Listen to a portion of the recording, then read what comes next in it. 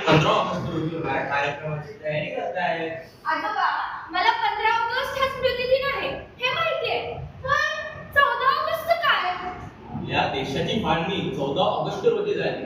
म्हणूनच आपण तो दिवस विभाजन विभीषिका स्मृती दिन म्हणून साजरा करतो. काय?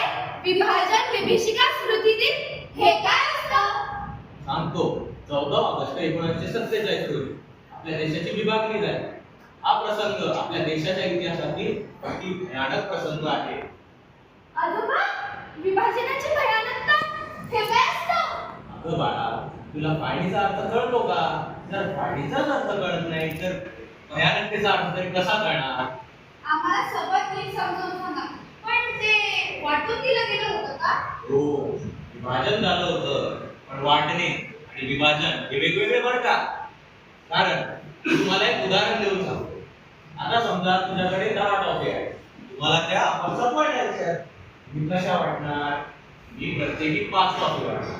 आता कल्पना करा, तुमच्याकडे एकच टॉफी आहे. आता तुम्ही काय करणार? मी ती 2 भागांमध्ये वाटेन. बरोबर, पण ती तोडावी लागेल, जे तुकडे करावे लागतील. एक म्हणजे विभाजिती आणि त्यातून होणारे दुःख म्हणजे विभीषिका. आजोबा, आम्हाला फाळणी समजते, पण तरीही फाळणी आणि भयानक. फाळणी खरंच भयानक आहे का? आम्हाला सगळं नीट समजावून सांगा आजोबा, की फाळणी कशी झाली होती आणि त्यावेळेस नक्की काय काय घडलं होतं. चला सांगतो. तर मित्रांनो, आम्ही सिंहगड इन्स्टिट्यूट ऑफ टेक्नॉलॉजीचे विद्यार्थी सविनय सादर करीत आहोत पथनाट्य विभाजन विभीषिका स्मृती दिन. हे बीज जहां की जीत सदा, जीत जहां की जीत सदा, मैं जीत वहां का गाता हूँ. भारत का रहने वाला हूँ, भारत की बात सुनाता हूँ. मैं जीत जहां की जीत सदा. तर मित्रांनो, ही एक अशी घटना आहे ज्यामध्ये लाखो लोक विपरीत परिस्थितीत अनोळखी लोकांमध्ये आश्रय शोधत होते. श्रद्धा आणि धर्माच्या आधारे झालेली भीषण फाळणी. सुमारे 60 लाख हिंदू, सिख आणि इतर धर्मीय लोक पश्चिम पाकिस्तानात स्थलांतरित झाले. पंजाब, दिल्ली आणि भारतातील इतर भागातून 65 लाख मुस्लिम पश्चिम पाकिस्तानात स्थलांतरित झाले. 20 लाख हिंदू आणि इतर धर्मीय लोक पूर्व बंगाल सोडून भारतात आले, जो नंतर पूर्व पाकिस्तान बनला. 1950 मध्ये 20 लाखहून अधिक हिंदू आणि इतर धर्मीय लोक पूर्व बंगालमध्ये आले. 10 लाख मुस्लिम पूर्व बंगाल सोडून भारतात आले, पाकिस्तानात गेले. या संघर्षामध्ये मृत्युमुखी पडलेल्या लोकांची संख्या 5 लाख सांगण्यात येते. परंतु असा अंदाज आहे की ही संख्या 5 ते 10 लाखांच्या दरम्यान आहे. असंही सांगितलं जातं की दुसऱ्या महायुद्धानंतर या फाळणीमध्ये धर्माच्या नावाखाली सगळ्यात जास्त हत्याकांड झाले. आंखों से बहते ये वीर आते धारे, आंखों से बहते ये वीर आते धारे, छूटी हुई जिंदगी खोए हुए यारे, छूटी हुई जिंदगी खोए हुए यारे. आजोबा, तिथे तर आमच्यासारख्या बऱ्याच मुली असतील ना, त्यांचं काय झालं असेल? त्यांना घाबरायला झालं असेल ना आजोबा? ओय बाळा, तुझ्यासारख्या तिथे लाखो मुली होत्या ज्यांनी हा प्रसंग स्वतःच्या डोळ्यांनी बघितला. त्या आठवणी आजही अनुभवात घाटा आणतात. आम्हाला सगळं नीट सांगा ना आजोबा. ठीक आहे बाळा, सांगतो तर ऐका. यह देखो बंगाल यहाँ का हर चप्पा हरियाला है, यहाँ का बच्चा बच्चा अपने देश में मरने वाला है. आओ बच्चों तुम्हें दिखाए खाती हिंदुस्तान की, मिट्टी से करो ये धरती है बलिदान की. वंदे मातरम, वंदे मातरम. सुप्रभात मुलांनो. तर आपण मागील पाठात काय बोलत होतो? तर आपण देशाच्या फाळणीबद्दल बोलत होतो. आजचं पान आहे 20 फेब्रुवारी 1947, ज्या दिवशी ब्रिटिश पंतप्रधान क्लेमेंट ॲटली यांनी हाऊस ऑफ काँग्रेसमध्ये भारताला स्वातंत्र्य देण्याची घोषणा केली होती. आठवलं. तर ऐका मुलांनो, सरकारने असं ठरवलं होतं की 19 जून 1948 पर्यंत भारत सोडून सत्ता हस्तांतरित करण्याचा. पण त्या आधीच लॉर्ड माउंटबॅटन यांनी त्याची फाळणीची योजना करून ठेवली होती. सर या पुढचं मला माहिती आहे, मी सांगू का? हा बोल ना समोर. सर 2 जून 1947च्या ऐतिहासिक बैठकीत फाळणी योजनेला मोठ्या प्रमाणात एकमत झालं होतं. अजून कोणाला काही माहित आहे का? सर हा. सर भारताचे विभाजन करण्याचा निर्णय ही एक मोठी चूक होती, कारण धर्माच्या आधारावर भारतासारख्या देशाचं विभाजन करण्याच्या योजनेला व्यापक विरोध होता. तर हा बोल. असंही म्हटलं जातं की या फाळणीसाठी फक्त तेच नेते तयार होते ज्यांना या फाळणीमध्ये त्यांचा फायदा दिसत होता. अजून कोणाला काही ठाऊक आहे? सर मुस्लिम लीग तसंच काँग्रेस आणि त्यावेळेचे इतर नेत्यांच्या अक्ष किंवा अयोग्य महत्वाकांक्षेमुळे फाळणी योजनेला मोठ्या प्रमाणात विरोध करता आला नव्हता. हा, हा. काँग्रेसचे पंडित जवाहरलाल नेहरू आणि मुस्लिम लीगचे मोहम्मद अली जिन्ना यांच्यातील अंतर्गत संघर्षाचे परिणाम भारताला फाळणीच्या स्वरूपात भोगावे लागले. तर अखेर तोच प्रस्ताव जवळजवळ मंजूर झाला, ज्यामध्ये विभाजनासाठी 300 मतं आणि विभाजनाविरुद्ध फक्त 10 मतं पडली. आणि बघता काहीच वेळात आपला अखंड भारत 3 भागात विभागला गेला. धर्माच्या आधारावर बंगालचा पूर्व भाग देखील विभागला गेला आणि पाकिस्तानमध्ये सामील करण्यात आला. मला तर सर्व काही ठाऊक आहे. ते म्हटलंय ना सर, यह देखो बंगाल यहाँ का हर चक्का हरियाला है, यहाँ का बच्चा बच्चा अपने देश पे मरने वाला है. आओ बच्चों तुम्हें दिखाए झांकी हिंदुस्तान की, 20 मिनटी से पुशअप करो ये धरती है बलिदान की. वंदे मातरम, वंदे मातरम.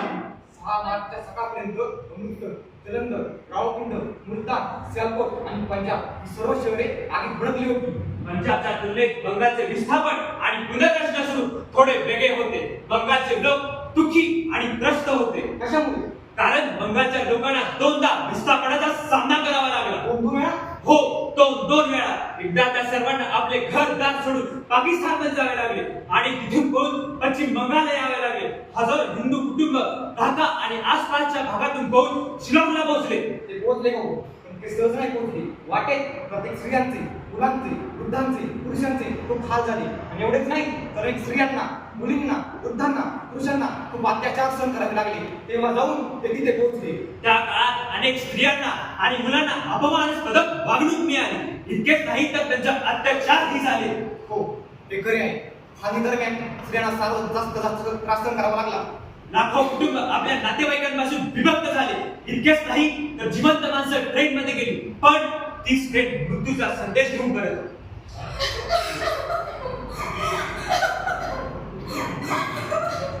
बाळांनो, रडू नका, शांत राहा. आजोबा, ढाक्यावर आलेल्या त्या लोकांचं काय झालं, ज्यांचं सर्वस्व लुटलं गेलं?